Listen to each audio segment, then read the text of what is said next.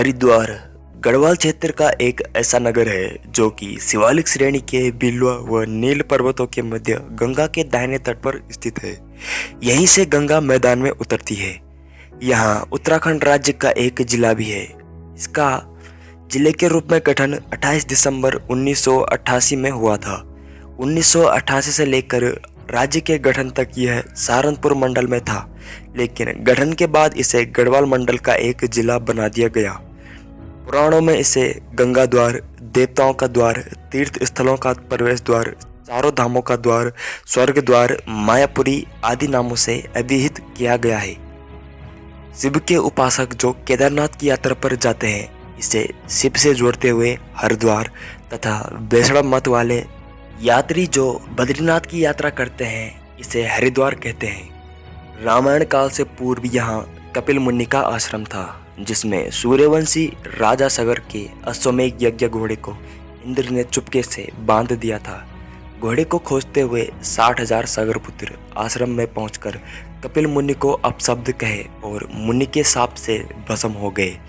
कालांतर में सागर के वंशज भगीरथ ने तपस्या करके पृथ्वी पर गंगा का अवतरण कराया और इधर से गंगा को गुजार कर अपने पूर्वजों का उद्धार कराया। कपिल मुनि के नाम पर हरिद्वार को कपिला भी कहा जाता है। प्राचीन इतिहासकारों के अनुसार इस क्षेत्र का वन खांडव वन के नाम से प्रसिद्ध था, जिसमें पांडव अपने अज्ञातवास के दौरान छिपकर रहे। धृतराष्ट्र, गांधारी तथा विदुर ने अपना शरीर यहीं त्यागा था और विदुर ने मैत्रेय ऋषि को महाभारत कहानी यहीं सुनाई थी। सप्तऋषियों के द्वारा इस स्थान पर तप करने के कारण यहाँ गंगा को 7 धाराओं में होकर बहना पड़ा था। जैन ग्रंथों के अनुसार 1000 वर्ष पूर्व प्रथम जैन तीर्थंकर भगवान आदिनाथ ने मायापुरी क्षेत्र में रहकर तपस्या की थी।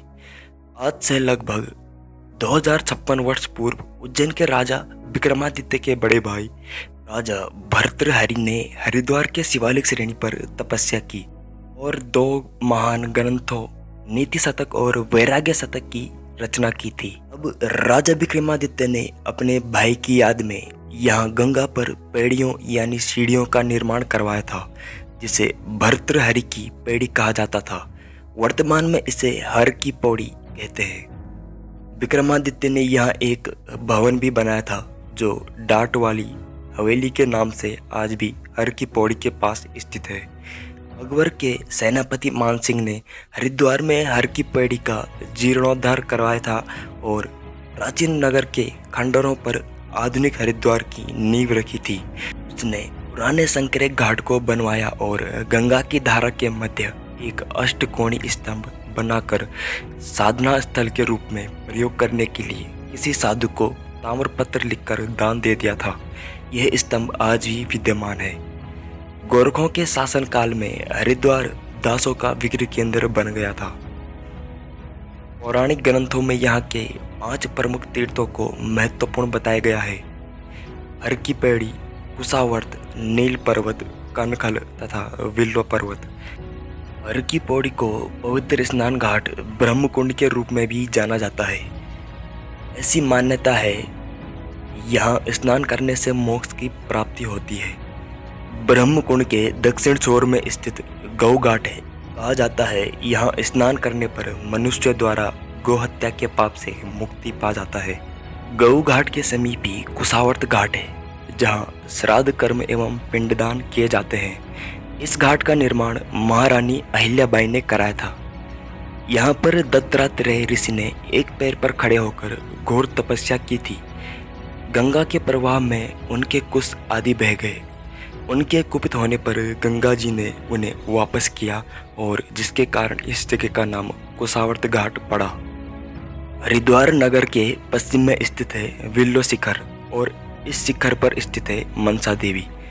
ब्रह्मा के मन से उत्पन्न तथा जतकारो ऋषि की पत्नी सर्परागी देवी यानी मनसा देवी की यहाँ 3 मुख और 5 भुजाओं वाली अष्टनाग वाहिनी मूर्ति स्थापित है तथा नगर के पूर्वी छोर पर नील शिखर है, जहाँ चंडी देवी स्थित है।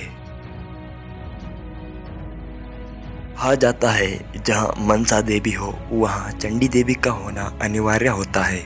वहीं हरिद्वार जिले में स्थित है रुड़की, जहां एशिया का प्रथम इंजीनियरिंग कॉलेज स्थित है, जिसे आज आईआईटी का दर्जा प्राप्त है, जिसकी स्थापना 1847 में हुई थी। इसी संस्थान के तकनीकी नेतृत्व में भारत में पहली बार 22 दिसंबर 1851 को रुड़की से पिरानकलेर के बीच रेल इंजन 2 मालवाहक डिब्बों के साथ रवाना हुआ था। इन डिब्बों में मिट्टी भरी होती थी जो गंगा नहर निर्माण में प्रयुक्त होता था। 1847 में स्थापित इंजीनियरिंग कॉलेज के बाद रुड़की में रक्षा एवं तकनीकी कौशल का प्रमुख कार्यालय, बंगाल इंजीनियरिंग ग्रुप एवं केंद्रीय भवन अनुसंधान संस्थान, राष्ट्रीय जल विज्ञान संस्थान, भारतीय सिंचाई अनुसंधान संस्थान जैसे कई महत्वपूर्ण संस्थानों की स्थापना होती गई। यहीं हजरत अल्लाउद्दीन अहमद साबिर की दरगाह है, जो हिंदू और मुस्लिम धर्मों के बीच एकता की एक जीवंत मिसाल है।